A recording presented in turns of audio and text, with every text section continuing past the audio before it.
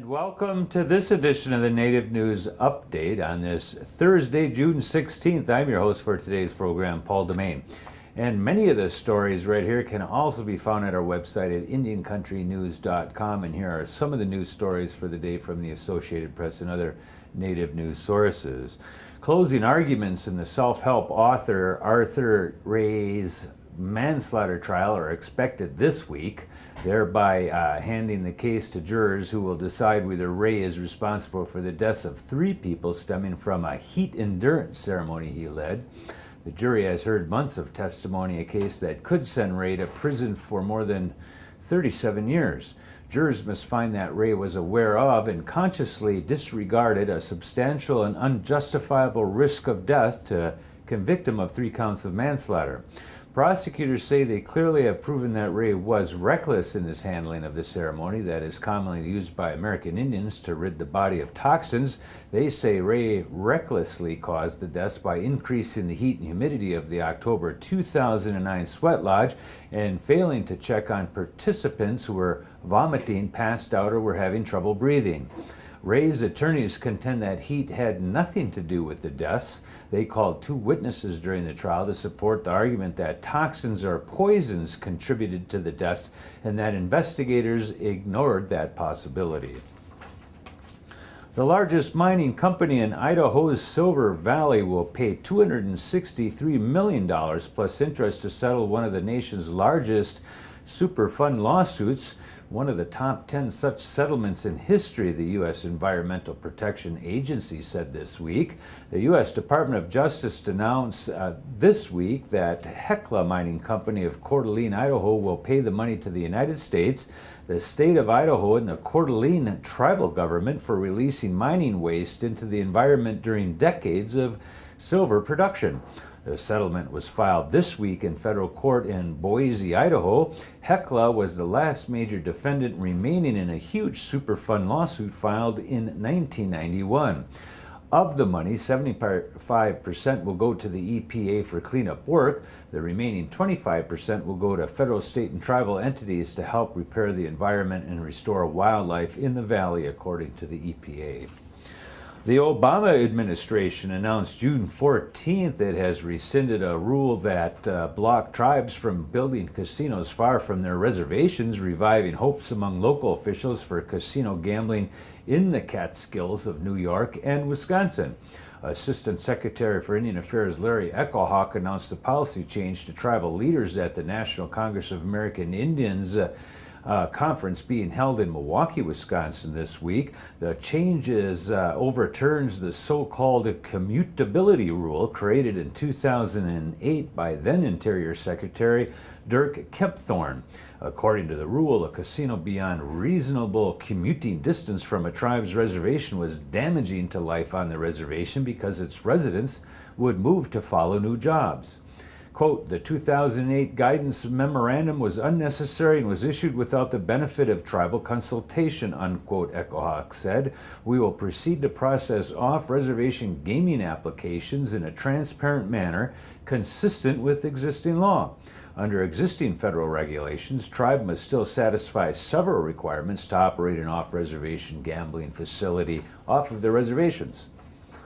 The Osage Nation opposes a plan to build wind farms near the Nature Conservancy's Tallgrass Prairie Preserve in northeastern Oklahoma, saying it believes the wind farms would harm the ecosystem and hinder future efforts to extract oil or gas from the area.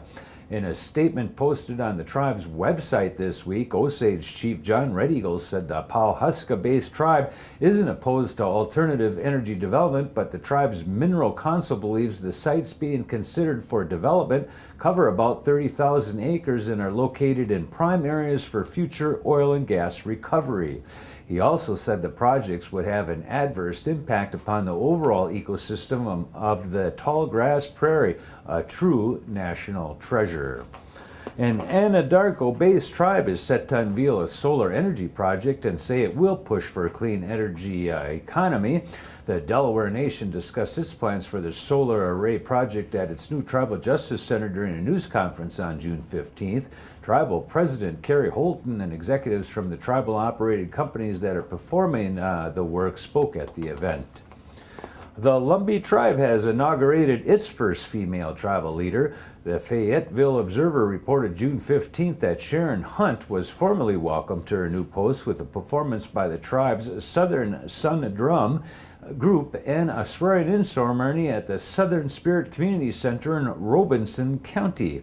Hunt was vice chairwoman of the tribe when former chairman Purnell Sweat stepped down in May, citing health reasons. Hunt says she wants to create stronger ties with other tribes, address issues of substandard housing among tribal members, and restore confidence in tribal government. Complete but unofficial returns from the June 14th election show incumbent Beasley Benson was leading in the race for the chief of the Mississippi Band of Choctaws. Absentee ballots were being counted yesterday on June 15th. Benson had 1,539 votes so far, followed by Phyllis Anderson with 820. Kevin Edwards was 725. There were 6 other candidates that also trailed in that race. Benson was elected in 2007, defeating longtime chief Philip Martin. Martin passed away last year. And today we go to Mark Trahant, who reports a bit from Fort Hall, Idaho, where our internet connection failed, but Mark submitted some comments later by video anyway. Hey, Paul. Greetings from Fort Hall, Idaho. It's windy here today, as usual. There are a couple things that I think Indian Country TV Native News Update ought to talk about. The first one is we're just weeks away from a resolution on the federal debt ceiling. And this is sort of like the nation's credit card and its authorization. If we go over the $14 trillion that's authorized, it would be basically unlawful for Treasury to pay interest on the debt or even write Social Security checks, general assistance checks, that sort of thing.